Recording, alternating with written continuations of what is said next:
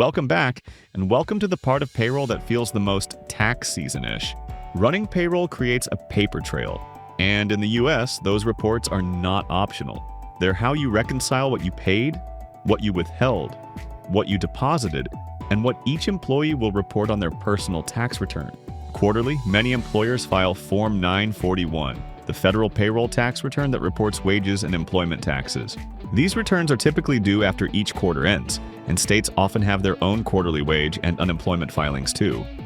Annually, most employers have a few key deadlines.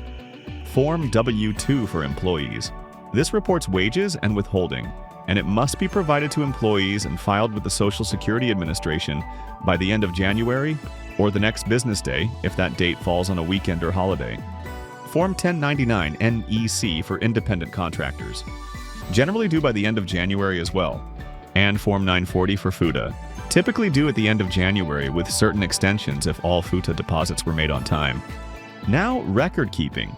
Under federal wage and hour rules, employers generally must keep payroll records for at least 3 years, and keep the records used to compute wages like time cards and schedules for at least 2 years.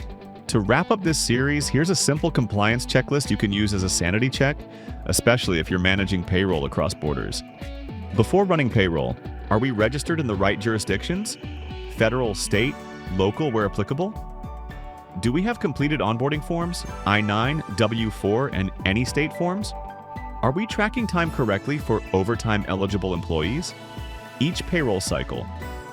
Do gross pay, taxes, and deductions look reasonable versus prior periods? Were deposits made on time, and do we have confirmations? Quarterly and annually. Are returns filed on time for both federal and state? Are W-2s and 1099s delivered and filed by the deadline? If you want help building a U.S. payroll process that's clean, repeatable, and scalable, especially across multiple states, reach out to your payroll advisor or provider and make sure someone is actively owning the calendar and the controls. Thanks for watching. If you still have questions about payroll or business in the U.S., head to Orbis.com.